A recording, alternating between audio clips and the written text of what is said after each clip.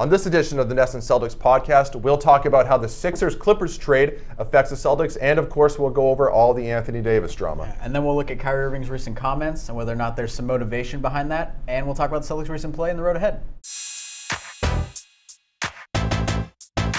Say that you a baller. You lame, can't play this game. Step up to the plate, cause you say that you a baller. What's up, everybody? Welcome to another edition of the NESN Celtics podcast. I'm Dakota Randall alongside Josh Rock. Josh, how you doing? Good, how you doing? Good. We got a lot to get to, to say the least. If you're looking for more Patriots talk, this isn't going to be the place for it. We're going to be all Celtics. And we were going to start with all the Anthony Davis stuff, which everyone has heard about by now, and there's a lot going on, and more happened overnight. And we're coming to you on a Wednesday.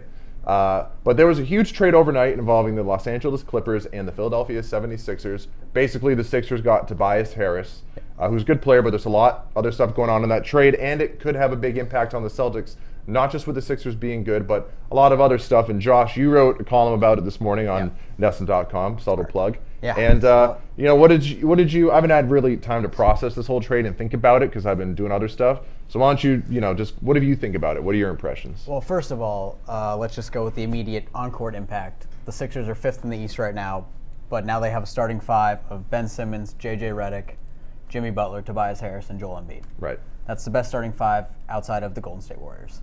You think so? Yeah. Even when the Celtics are like at their best? I guess the Celtics don't have Gordon Hayward playing well, so it doesn't count. Yeah. And for anybody that's wondering, I mean, Tobias Harris should have been an all-star this year. 20 points per game, 43% from the three-point line. 8 rebounds a game. Yep, he can get his own shot. He can space the floor, when Ben Simmons likes to do his own thing and create. But it did zap the Sixers of their depth. And so people know, Tobias Harris, I believe, was the centerpiece in the Blake Griffin trade. That is correct. So the Blake Griffin trade is now complete for the Clippers, and Harris will be unrestricted free agent at the end of the year, as will Jimmy Butler. Okay. But Woj reported that the Sixers' dream is to keep the now Big Four, quote unquote, together. Right. And re-sign both of them. So the immediate impact on court is the 76ers might no longer be the punching bag they've been to the Celtics. Right. And Tobias Harris is a good player. He is really good. I think people see Tobias Harris' name and they kind of scoff at it, Yeah, while Jimmy Butler can be kind of a tool, Tobias Harris is like, I don't think there's any of that. I think he's actually a good game winner last night. He's a good addition without baggage, whereas Jimmy Butler's a good addition with baggage. Yeah, so I agree. I think they should have just done this originally and not gotten Jimmy Butler, but that's just me. They like Jimmy Butler. So now, like I said, their depth is zapped, though. Coming off the bench, they got Mike Scott, who they got in this deal, Boban, T.J. McConnell, and Korkmans. And so they're going to look at the buyout market. You got to think Wesley Matthews, maybe a J.R. Smith. Right.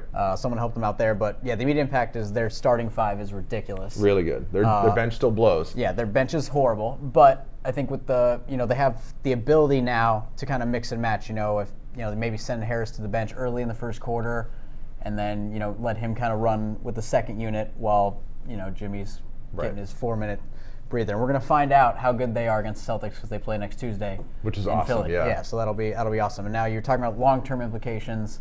So the Celtics have the rights to the Clippers draft pick if they make the playoffs. Right. And with this trade, the Clippers said, we don't want to make the playoffs. We'll see in the lottery. Right. So the Celtics aren't getting that pick this year, and they're probably not getting it next year.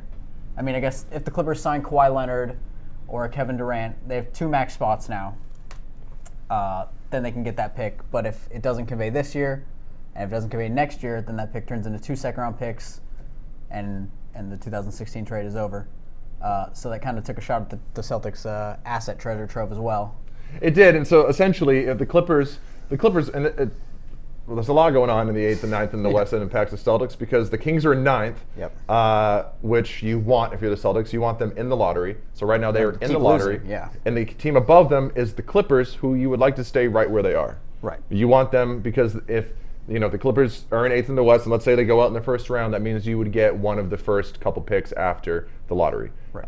And as Josh said, if they are in the lottery this season, you don't get that pick, and then it goes to next season. And if they're in the lottery again, which they might be going for because if they whiff on Kawhi Leonard in the offseason, they're probably going to be right back there again. And even if they are good, and if they get somebody else that keeps them out of the lottery next year, West is still ridiculous. Yeah, so they could be good.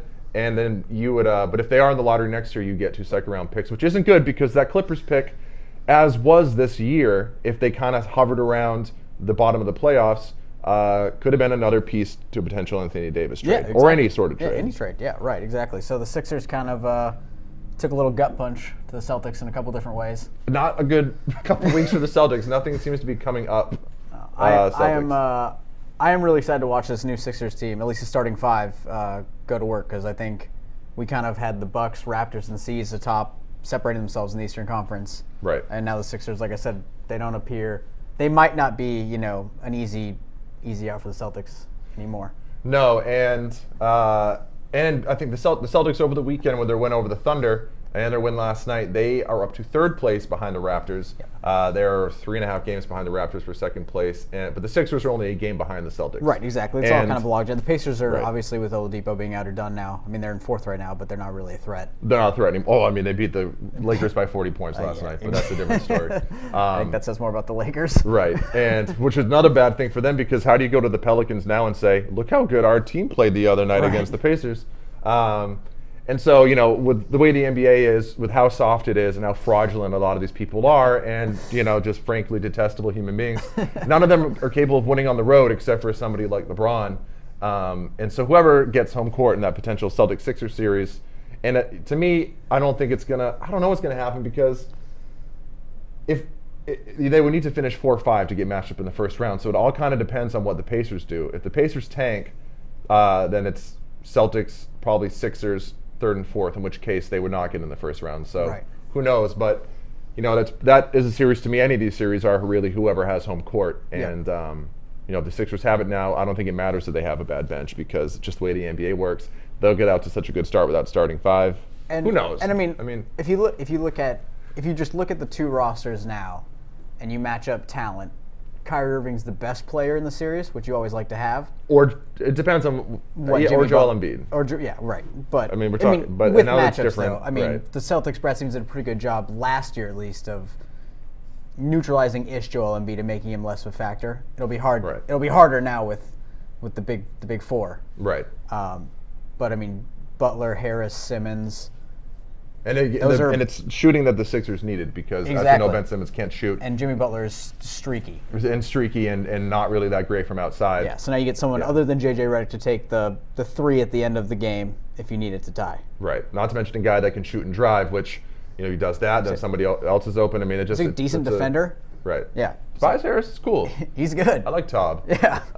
It's a good trade. I do. I think it's a sneaky good trade for the Sixers. And the other big asset that went to the Clippers in that deal is the 2021 unprotected Heat pick, or something like that. Yeah, that's correct. So obviously it's a little ways away, but in theory it's kind of like the Celtics-Memphis pick, where if you're forecasting a bit, you think that could be a top five the pick. Heat are in basketball purgatory. They're going to be bad in a couple years. Right. Yeah. So, it could be a good asset for the and so the other thing for the Sixers is, you better hope this team's good, and you better hope that you re-sign them, because you dealt all your assets now. You gave it all. It's kind of like, the Celtics, they have all these assets, and you're thinking Anthony Davis, you're thinking Gordon Hayward, Kyrie, all these things.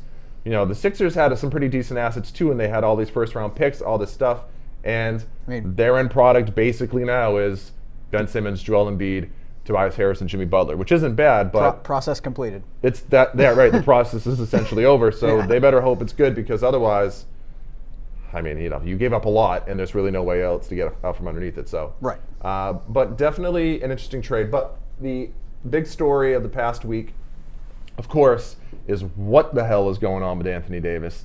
And I hate this story. I think it's annoying, because there's so much talk and there's so much Rich Paul going through people and using Woj like a damn puppet that it's really hard to get a read on this thing. I still have no idea what to make of it. When the reports seem real, every time there's something that makes the Celtics look bad, you get Woj saying the Celtics remain undeterred. Undeterred is the buzzword this week for the Celtics. They remain undeterred in their pursuit of Anthony Davis. There's all this stuff going on, but there was a new wrinkle today, a new report, and there's been conflicting reports around this player. And so what's new today? So yesterday Chris Mannix reported that Jason Tatum had not been directly talked about, and the Athletic's Sam Amick last night shot that down and said that Tatum has in fact been discussed extensively as the centerpiece of a deal this summer for Anthony Davis. Right. Now, whether that's the Celtics, outright saying, if you wait, he will be in the deal, or hey, we'll just discuss it. Right, we don't really know. Yeah, right. Because obviously the dream scenario for the Celtics is you can make the trade happen without Jason Tatum. Well, yeah, but the report was the core Danny Ainge wants, obviously, is Kyrie, Tatum, and Anthony Davis. And that's huge because I bet they would have been more okay with it if Gordon Hayward looked as if everybody hoped. But the Gordon Hayward not being good, at least this year, has changed everything. Right. And you can no longer go forth and say, oh, Kyrie, Gordon Hayward, and Anthony Davis, because Gordon Hayward might suck. We don't know yet. So, I mean, this is, if they do, and you knew this was going to be a part of it. Of course, they want Jason Tatum, because I think we all can agree Tatum has a higher, maybe not a higher ceiling, but he feels like he's going to be a better player and closer, someone who has superstar potential more than the three guys the Lakers are offering: Kyle Kuzma, Brandon Ingram, and Lonzo Ball. Yeah, we can debate that a little bit, but I think Tatum is if you measure up, like if you take draft picks out of it and you just measure up the young players the two teams have to offer, Tatum's far and away the best. Right, and you also have to put yourself back into last season's Eastern Conference Finals and how good Jason Tatum looked. Right. Because I still think this season has been so weird for so many people. It's hard to get any real read on anybody, including Jaylen Brown, who we've ripped. It's hard to know what any of these guys are just because the season has been so up and down. Mm-hmm. But so let's say the Celtics are thinking about including Jason Tatum. Yep. Would you do, and we've, at least now, whether it's Rich Paul saying it or Anthony Davis saying it, whatever it may be, the word is that Anthony Davis does not want to sign here long term, that he's made it clear that even if the Celtics get him, it's for a rental. He would only re-sign with either the Knicks, the Bucks, the Clippers, or the Lakers. And I think we all know three of those teams are BS. Yeah, three of those teams are BS. It's the Lakers. Yeah. And I mean, Milwaukee hasn't even made an offer. Right. The Clippers could with all these draft pick they have now, but they have their eye on Kawhi Leonard. Right. And so the Celtics, meanwhile, think, according to reports, they think that if they get Anthony Davis here, Kyrie Irving will re-sign. They'll be able to convince Anthony Davis because he'll go to a bunch of loud Celtics games and everybody will yell for him. It'll get the Boston culture. Well, because Kevin Garnett did it the one time, right, it automatically means Anthony Davis will also do it. Right. Of course, Kevin Garnett, had stones, and so we don't know about Anthony Davis yet. He grew a unibrow, for Christ's sakes. I mean, what does that say about the guy? I think it's a good look. And so, but if that report is true that Anthony Davis is not sold on being here, and if the other one is true that the Celtics are considering Tatum, how do you feel about that? Would you trade Jason Tatum in a package for Anthony Davis without, taking on the risk that Davis would not resign? Are you cool without just swing for the fences and say screw it? I mean, I think we've known for a while that Anthony Davis is like the apple of Danny Ainge's eye. Like, you'd probably trade anyone for him. I mean, it's such a gamble. And with Gordon Hayward, like you said, we don't know if he's going to take 3 years to be back like Paul George did or ever come back. It's tough, but you have to tell me what the rest of the package is. Because if the package is Jason Tatum, Marcus Smart, and 2 picks, yeah, go. Go for it. I say you only do it if Kyrie Irving, and only Danny Ainge knows this, if Kyrie Irving has made it abundantly clear that he will resign if you get Anthony Davis. And if he said, that's the only way. I mean, I don't even think you make the trade until Kyrie's signed on the dotted line. Right. That's if you don't even talk about it. I mean, July 1st, whatever. If Kyrie's unsigned on July 22nd, you're still not making the deal. Right. So you can't do it. Because if Kyrie leaves, then you just got to build around Jason Tatum and, Which isn't that bad. Which is good. Jason Tatum's he's a really good young player. Right, and hopefully maybe you haven't pissed off Terry Rozier that much, and who knows. Right. Maybe you try. I like Devin Booker. I want Devin Booker. I love Devin. I'm a huge Devin Booker fan. And this aside, not to get on a huge tangent, but LeVar Ball saying that Lonzo is a better fit in Phoenix, 100% agreed. I think that's a good. I mean, Josh Jackson's whatever, but Lonzo, Devin Booker, Josh Jackson, and DeAndre Ayton, Mikal Bridges. That's a cool squad. I don't know if they can win in the West. 5 lottery picks. It's 5 lottery picks, and they're all good. Josh Jackson, I mean, he can't shoot, but he can play D. But anyway, but I would not do it because, I mean, whatever happened to this whole, I mean, before the season we weren't even really talking about Anthony Davis. Before the season started, the Anthony Davis thing was still, wow, I mean, maybe that's what he's thinking about, or wouldn't that be crazy? We weren't in it like we are now. Now it's full blown. We feel like we have to have Anthony Davis. It wasn't so long ago that we looked at the Celtics and said, wow, Kyrie Irving, Gordon Hayward, Al Horford, Jaylen Brown, Jason Tatum, Terry Rozier, Marcus Smart. This is the future of the East, and this team could be a dynasty, some said, with one other piece. And whatever happened to that? Is this season like eliminated that notion so much that now we're saying, oh, we got to get Anthony Davis or we're screwed. I still think there's time to ride this thing out. I mean, it's like anything in sports where, like, what just happened with the Patriots, where everyone's freaking out and then everything came together and it was fine. Granted, basketball players are different animals because they suck as people, but I think there's plenty of time now for this thing to just cool out, go to the playoffs, maybe make a run to the finals, and you go, oh, we are fine with what we have. Well, so I think that's the undetermining factor at the moment, right? Because if Celtics go to the playoffs and let's say they get busted by the Raptors in the second round, just cranked. Right. I mean, then maybe that pushes Kyrie out the door. Maybe the Anthony Davis trade is just completely off the table at that point. Right. Or maybe you go to the finals and push the Warriors to 6, and it's like, well, do we even need Anthony Davis? So there's a whole lot going on, but I think it's very clear that Danny Ainge, that's just what he wants. Yeah, and then I guess the power to him. I mean, I guess I can't sit here and complain and say, oh, crap, I have a GM that wants to build a team of Gordon Hayward, Kyrie Irving, and Anthony Davis. Like, oh, woe is me. Imagine being an Orlando Magic fan where your hopes are Aaron freaking Gordon.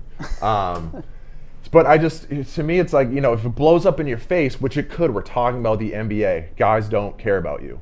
And it could blow up in your face, and then what do you have? You have nothing. If you trade for Anthony Davis and that thing blows up, say you have another season like this where it just doesn't work out, I probably would because of the talent, but who knows? Or he gets hurt because he's a tall guy with a foot. Tall guys have feet too, and they break all the time. Yeah. All this blows up in your face, and you're stuck with maybe Jaylen Brown or Marcus Smart's scrappy play, and then you're back to where the Celtics were. Free agents are like, I'd still rather go to LA or New York or Miami because it's Boston and whatever. Right. You know what I mean? I just think it's too risky. You were really good without Anthony Davis. You still should be really good without Anthony Davis. If he agrees to sign and Kyrie agrees to sign, sure, take everybody. But I'd be really, really careful about it because I don't think it's as important as everybody else does. Now, if you get an Anthony Davis, Kevin Durant super team on the Knicks, well, maybe you probably aren't good enough to beat that, and we'll reassess the situation then. But I think it's way too risky. I think that the name, and you see this a lot with Laker fans too right now, is the name is just so enticing to have Anthony Davis on your team. But right. What are you giving up?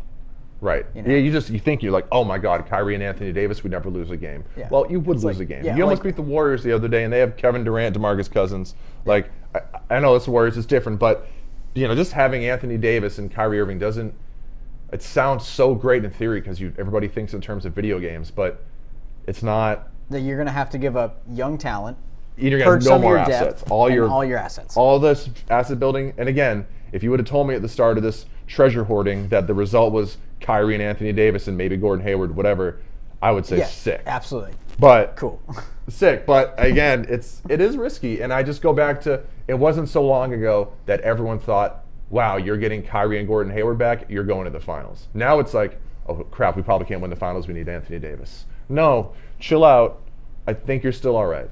But you're 25-9 since the end of November. You're playing really good basketball. You are playing good basketball, and you've won. You're now season high 16 games over 500. Ride the wave. And again, you're only 3.5 behind the Raptors, and you've played the Raptors well this season. You never win there, so you're probably going to go there and lose next time. I mean, there's probably no hope of catching Milwaukee or Toronto. Excuse me. But anyway, so now let's get off Tatum for a second, and let's assume, let's say you can't, let's say Danny Ainge is dead set on not including Tatum, and that's his thing, and he doesn't want to mortgage the future for Anthony Davis, which would be a neat trick. Can the Celtics somehow consummate a deal or offer a package better than everybody else's, including the Lakers who were offering Kuzma, Ingram, Ball, Zubac, and other people, and like two draft picks that probably were going to suck. But is your package? Can you make anything that's better than that? First of all, I'm on the record saying the Lakers are offering way too much. Yeah, that's completely. I like Anthony Davis. He's really good. Anthony Davis, LeBron James, and the South Bay Lakers are not winning you a damn thing. Like, you're gonna have no one else on the team. I mean, you might, because if you have that team too, you're getting a third. You're getting, I don't know if it's Kawhi, I don't know if it's whoever it could be. You're getting somebody else. If you have LeBron and Anthony Davis, whether it's Klay Thompson or Kyrie, Damian Lillard, or something, like you're getting, or Kyrie, you're getting somebody, and that team is going to win because it's LeBron James and he's still really good. So the Lakers, if the offer that was floated out there is real, the Kuzma, Ingram, Ball, Hart, Zubac, 2 to 3 first-round picks. If that was an actual offer that was made, the Celtics have to include Jason Tatum to top that. Right.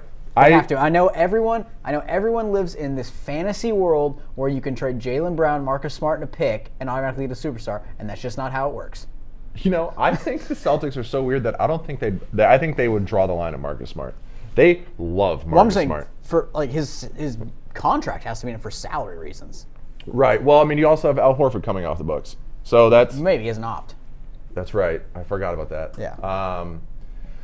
Yeah, so let's think about it. So what would the deal be? You would offer all your picks. Without Tatum, you get all the picks. All the picks. So you get the Memphis pick, you get the Sacramento pick, you get LA, you get your own, you get any picks you want. All of them. You get Jaylen Brown. Probably a future pick too. Probably future picks. Yeah. Like 2025. Well, because what the report said, the Pelicans, and maybe this is just them giving the Lakers the middle finger, but they wanted between 6 and 8 picks. Right. And you do that. Screw it. Which is fine. You do that. You do that. Shoot for the stars. And then Jaylen Brown. Robert Williams III, the Time Lord, which I still think is a sneaky piece in all of this. Excuse me. And I mean, who else? I don't think you can trade Terry Rozier as part of this. Maybe you can. Maybe that's something you could do. I don't know. You just match or any offer sheet and include him in the deal, and the Pelicans also get him, so they would be getting Jaylen Brown, Terry Rozier, and Robert Williams, and all these picks. But then you're gonna have to take on Solomon Hill's contract too, probably. I mean, I would say that I think Terry Rozier is as attractive of a piece as Lonzo Ball. That's just me. I know Lonzo Ball has a lot of skills, but I'll take someone that can shoot over a guy that can't any day of the week. And I know you like Brandon Ingram. I don't. I think Jaylen Brown's better than Brandon Ingram. As much as we rip Jaylen Brown, I'll take a guy that has meat on his bones. And can't shoot and can't score and can't. I mean, he can score. We've seen him be able to score. I mean, the shooting is hit or miss, but I still think, for me, that's a wash. At the very least, it's a wash. Maybe an edge to Jaylen Brown because I'll just take the guy with more athleticism if the skill sets are comparable. And then I just disagree. Kuzma obviously is a big factor. So the Kuzma thing, because he looks like he's really good, you're trying to offset with your superior draft picks. And then if you're talking about Zubac, I think Zubac looks better, but Robert Williams could be a game-changing rim runner for some teams off the bench. So maybe that offsets. You match up the expiring contracts. Really, it's can you overcome the Kuzma difference with your draft picks? To me is the question. And I think you could. I just think the Pelicans are going to tell you to screw off so many times we want Tatum that you would cave and include Tatum. Well, I think, and you and I have talked about this offset before, I just think if you're trading Anthony Davis, you're trading the franchise, you have to get a potential franchise player back, and the only one of those on either team is Jason Tatum. Right. You can't sell a fan base. You're not going to sell. You're going to put butts in the seats about 2027 draft picks and Josh Hart and Ivica Zubac or Jaylen Brown, Terry Rozier. They're nice players. They're NBA players. A lot of upside on some of them. They're not stars. But is there any team that can offer that? No. But that's why Jason Tatum. But that's why maybe you don't need to offer him, because if the other teams can't offer that either, then it becomes how do the packages match up? And the sneaky piece in all of this is whether the Knicks get the first overall pick, which the odds are way against them. But if they do and it's Zion Williamson, suddenly things change. The odds aren't against them. Well, I mean, I know it's going to be the Cavs. They're going to have the highest odds. But no, the Knicks, they're equal this year. The top three teams. That's right. Everything's different. Yep. So Knicks, Cavs, and I'd have to look at it again. I read somewhere that the Knicks odds are way. No, they have equal as the Cavs and the third worst team. Right. Okay. So you're right. Yeah. And the Knicks have the worst record in basketball. Yep. Look at that. So the Knicks are in full tank. The Cavs were like 6 wins in the season. What have they gone in their last 10? 2 and 8. Okay, so right now that changes things. So the Knicks are in line to get the first pick, and if that's Zion Williamson, and you can, as New Orleans, go back to your fan base and say, "We got Zion." Be like that. Are you excited about that? I still think the Celtics package wins because of all the other stuff. Yeah. But that is a potential franchise piece that you're talking about in that scenario. I mean, I think this ends. If this ends, Jason Tatum's on the Pelicans. If the Celtics want Anthony Davis. Right. That's the only way it happens. Right. Because I just don't see a world where the Pelicans accept a deal. I know draft picks are nice. Who knows how good those picks are going to be. I mean, the Kings pick is going to be what, maybe 10th, 12th this year. It's fine. Right. Like, yeah. And if you make this trade after the draft, that asset decreases in value because you've already made the pick. Right. Well, when is the draft? June. Is it in June? Yeah. Right. So, I guess you would be picking for New Orleans. For the Pelicans, yeah, with the assumption that you're already making the deal. You would say, who do you want us to take, which is an interesting. Yeah. NBA sucks. Yeah, and so I guess then the other question is, what if you can accomplish it without Jaylen Brown? Because I think that's perfect for Jaylen Brown. If you can get Kyrie, Anthony Davis, and Jaylen Brown as your wing, I know Tatum's better, but that's not bad. That's a good third. If Jaylen Brown fulfills, and we've seen it again here. I know we rip on Jaylen Brown, and I have huge problems with him too, mainly that he can't shoot free throws and that he's a streaky shooter. But he's looked really good over the last month. And maybe he's found something, and you cannot deny that he steps up in big games. So that is worth something. Sure. Sure, he doesn't show up in games that are against bad teams, which you can argue matter more because you need to beat those teams. But I think there's enough there to say if Jaylen Brown fulfills his potential, that's a good, close to R-style level wing, and like a Tobias Harris or something. That is a good piece. So could you get the deal done without Jaylen Brown? Do you think you just have to be Tatum and Brown? I think that's too much. I think the deal is going to be Tatum and Brown. Yeah, you're probably right. See, that's what I'm saying. It's too much. It's way too much. That's what I said with the Lakers. It's too much. It is too much, but the difference with the Lakers is you know he's going to resign there. The Celtics, the different. So I would do it anyway. But with the Celtics, it's too much because you just don't know. There are way too many variables. You got Davis, who apparently doesn't want to be there. You got crazy Kyrie.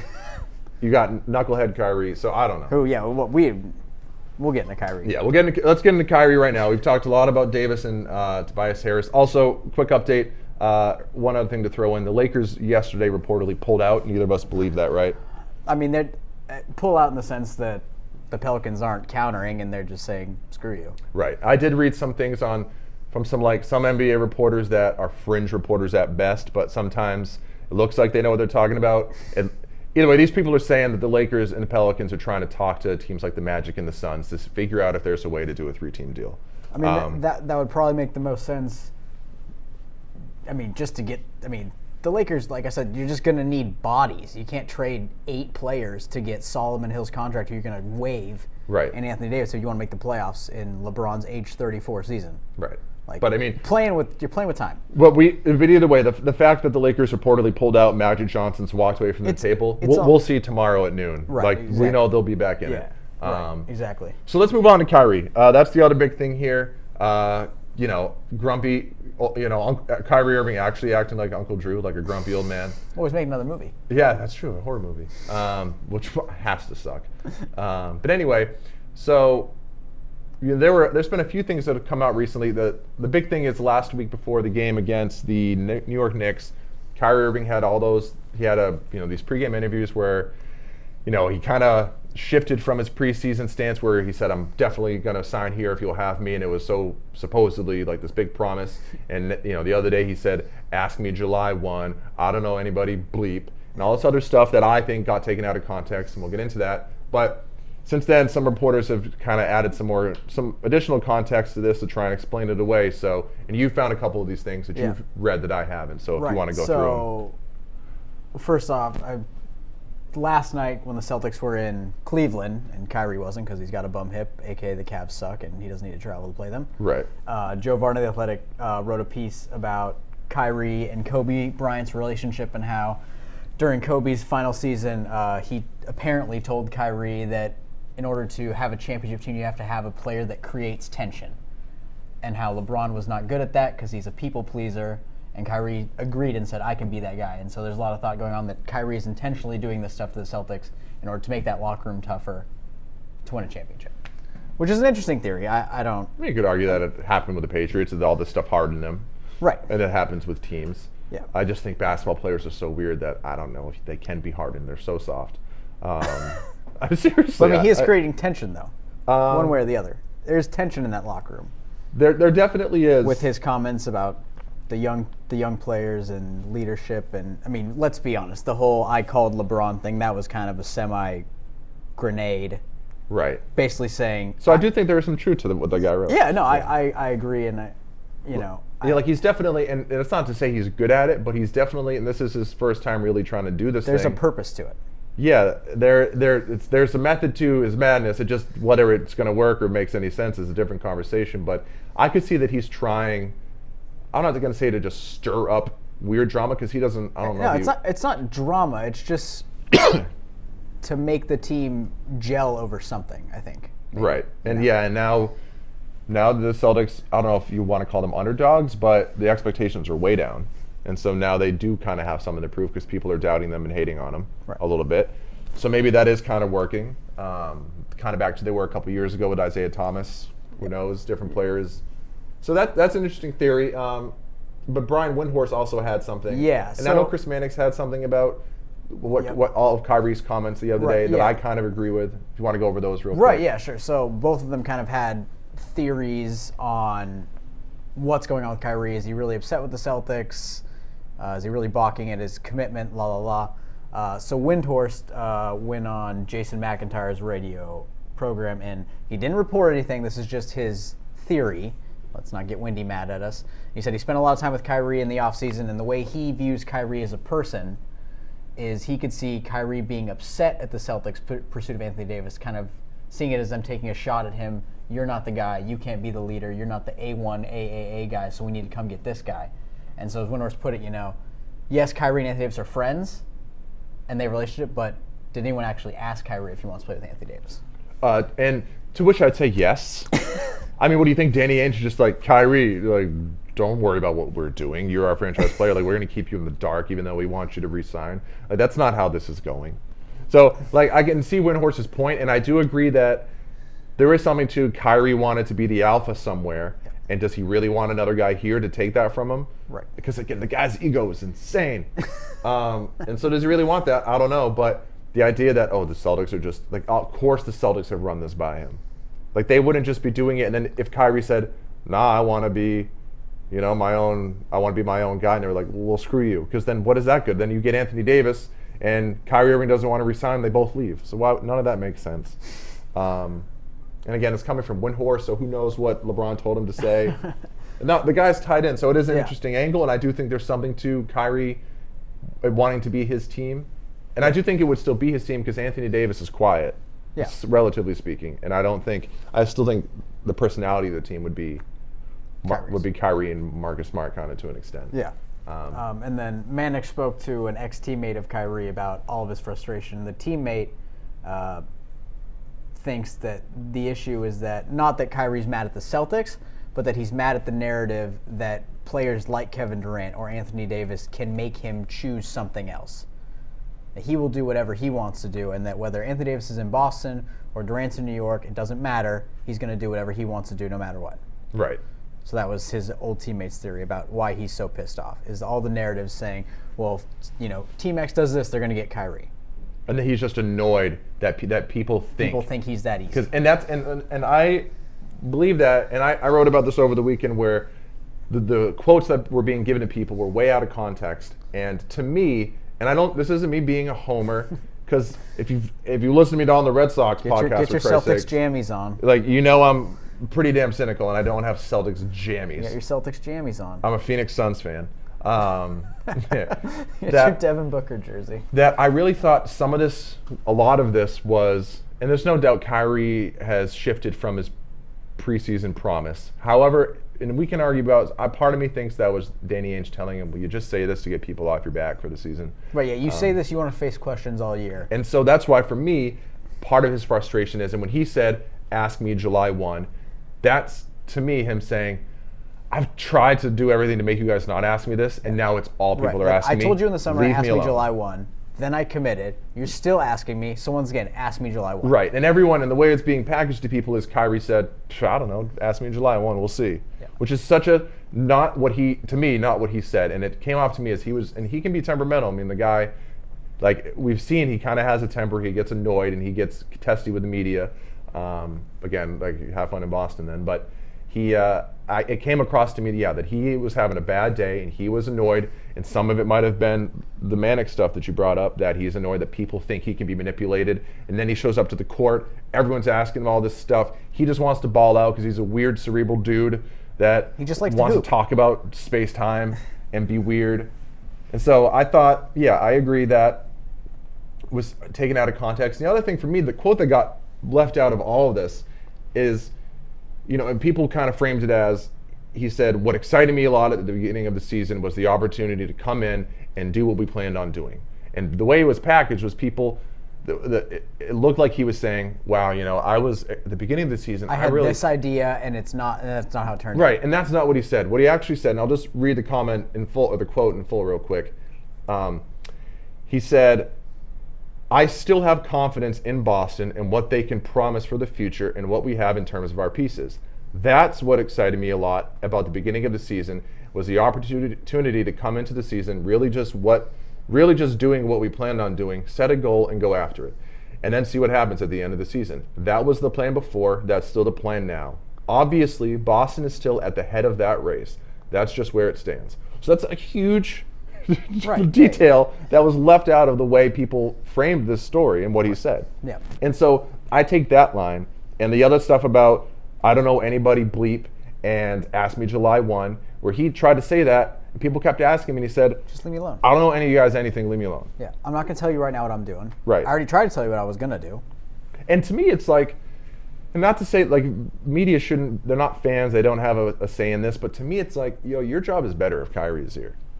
They want Kyrie here. They do, but it's like, to me, and I don't want to harp at media because I'm in it too, so I'm not trying to be holier than thou, but it's like, I think a lot of the questions are warranted, but some of them are too much, and you're just trying to get quotes, and you're pushing the guy, and like, I don't know, why would you want to push don't push the guy out. Your job is better if he's here. We all want Kyrie Irving to be here because our jobs are better, and Boston sports are better when the Celtics are good, and Kyrie Irving's good. So it's just, to me, it's annoying. It's like, people are really pissing this guy off, pissing Kyrie off, and if I were him, I would be pissed off too. I mean, I've been on the record for a while thinking he's going to the Knicks. I still think he's going to the Knicks. That would be so crazy. He would get booed so hard. I think him and Kevin Durant are both going to the Knicks. KD, Irving, and Zion. That would be so cool. It'd be kind of fun. It would be a sick team. Oh my God. Yeah, Zion and Kyrie just lobbing it up to Zion. Yeah. Oh my God, the dunks. Yeah. I watched part of the Duke Boston College game last night. Yeah, did you see him clank that dunk? I did. I did see that. It was still sick though. But Boston College is so bad. I mean, they were in it for a little bit, but same thing with them every year. So that's how I feel about Kyrie. I think a lot of it has been overblown, and I just do think he kind of had a bad day. And Kyrie, to his credit, he's made himself really available to the media this year, and he said a lot. And when he talks, he gives you a lot, which is a good thing, and you'd like that. But on the other end, he talks too much, and he'll go, and then he'll say something. It's like sometimes you just shouldn't talk, man. Okay, so I think just a couple more topics, and then we'll get out of here. I know you got to go home.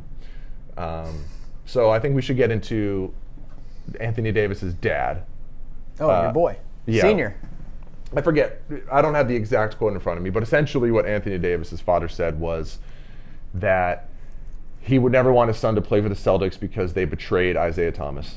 That Isaiah Thomas gave everything to the city of Boston, and that they showed no loyalty, and that he would not want his son to play for them. So what did you make of that? You think it's kind of Rich Paul stuff, but Anthony Davis it's all plotted. The whole thing has been orchestrated to get Anthony Davis to the Lakers right now before the Celtics can enter the bidding. And so they're just trying to do everything they can to make it seem like Anthony Davis is not going to re-sign in Boston. You can trade for him. He'll play here for a year. He's going to walk. He doesn't want to be here. That's all they're trying to do. Right. I mean, maybe Anthony Davis's father could really feel this way, and if he does, he's a lunatic. But it's not a thing to ignore because people do listen to their dads. No one wants to piss. Oh, well, sometimes you want to piss off your dad. Right. But my thing is, and I think everybody had the same reaction, is if it really was from Anthony Davis's dad, and if he really believes what he was saying, I mean, dude, how stupid are you? I mean, not to say you're a bad dad, but I think your advice sucks to your son. I mean, like right down the line. So you want him to go to LeBron? I mean, what are you talking about loyalty? I mean, the guy that did the decision and just rubbed it in Cleveland's entire face. I mean, You want him to go team up with the I know it's LeBron, but I mean, I'm sorry, that's not exactly the most loyal person to align yourself with. And then the Lakers, what? So the Lakers are suddenly the most committed team to their young talent and teams or players they gave their all. They're trying to trade everybody for your son. Maybe, I mean, how committed? Maybe that's why he likes him. I mean, if people trade, it's business, right? And so, and the Knicks, you want him to go to the Knicks? Well, I mean, they suck. He's not going to the Knicks. He's not going to the Clippers. He's not going to the Bucks. You know, and beyond that, any team would have made the same trade. And to think that if any team had Isaiah Thomas in that spot, and it was a good trade, I mean, it's just stupid. The guy, I mean, how heated you get about this? It was such a naive quote. I don't know. It's all planned. It's all fake. Rich Paul's pulling the strings. I could go on about it for a while, but I don't want to because it's an old story. But I mean, and I do agree with you that some of it was just going through Rich Paul. But if it really was Anthony Davis's dad, man, you are an idiot. I mean, and you should want your son to play in Boston. Do you want your son to go to LA where no one gives a crap, and you're going to play with LeBron, who's great but a dink? And no one really cares about basketball there or sports. I mean, some do, but it's the Lakers. It's Showtime. People don't care about sports in LA. We just saw it in the Super Bowl. They care about the Lakers. They care about the Lakers a little bit. Oh, no, they do. I know, but it's... When the Lakers are good, they care about the Lakers. But They're never going to care about the Rams, but the Lakers and the Dodgers are what they care about. But do they? Yes, they do. They're in Southern California. Their lives are so fine without sports. Oh, in Boston, it's like you're miserable. You're cold. Your lives are like everything is too expensive. Your lives suck. You're in traffic. I know there's traffic in LA, but there's all these things that make your life terrible, and sports make you happy. In LA, oh, the Dodgers lost? Oh, great. Let me go to Malibu today to the beach, and everything's fine. You don't have that here. If the Patriots lost the other night, I would be like, wow, you know. Well, you'd be fine. You already said you'd be fine. I would be fine, but... You know, most people, it's like, wow. So I feel like losing to Jared Goff might actually break you. Dumber looking Ryan Gosling. Yeah. But anyway, so I guess before we sign off, we should talk about basketball just a little bit. Yeah. Because this is the NESN Celtics podcast, not the NESN Drama podcast. Because basketball has been played. Right. So let's talk about the team real quick. How many games in a row have they won? I think it's 9 of 10. Yeah. I think it's 9 of 10 or 10 of 11.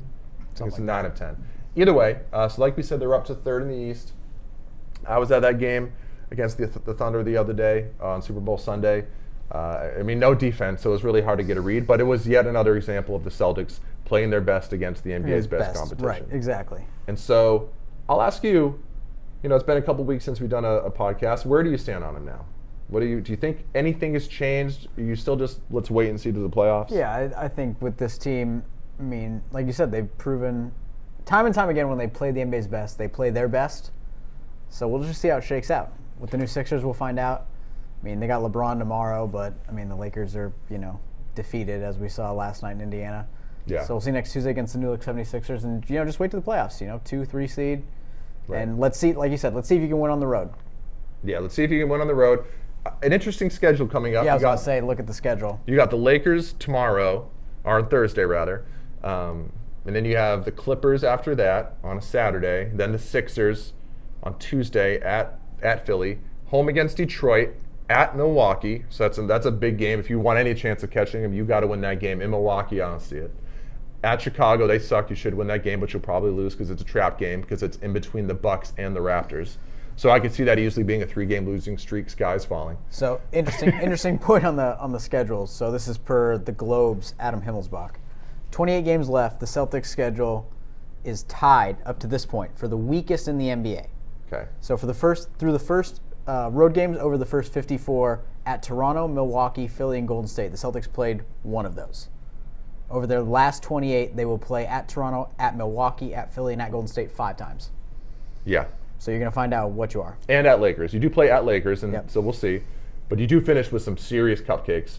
Well, again, I keep looking at the Nets like they suck, but they're not terrible. Nets, Heat, Pacers, Magic, Wizards, Cavs, Hornets, Nuggets are good. I mean, there's some good teams in there. So the Celtics have the 7th toughest schedule remaining in the NBA. 76ers 21st, Bucks 27th, Raptors 30th.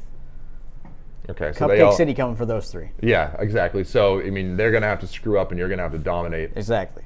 But, I mean, you will see what they are because at Golden State, like you said, at Lakers, at Toronto, and Milwaukee, at Philly. Milwaukee. And at Philly. And at Philly. Those are I mean, that's prove-it games. Yeah. So we'll see. Yeah. I mean, I think they're capable of winning those games. They absolutely are. There's no doubt. I mean, I don't know if they can win in Toronto because they always stink it up there. Yeah, exactly. But the big thing for me is the improved play of Jaylen Brown. If Jaylen Brown keeps coming off the bench and playing that well, they should be able to win at least a couple of those games. And we should say he's been bad for most of the year, but Gordon Hayward did play well last night. He did play well.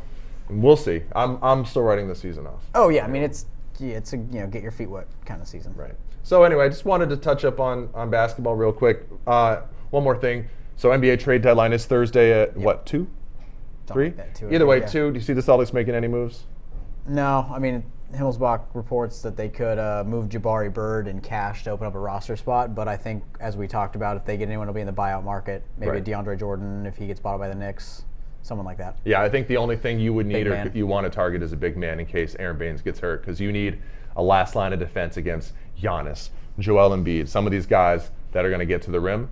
Al Horford's a great post defender, but you can't do it alone. Can't be playing 40 minutes a game. Right, and Daniel Tice gets called for too many fouls. Aaron Baines is great, but he's been dinged up this year, and if something happens, you need 2 to 3 more weeks. Yeah.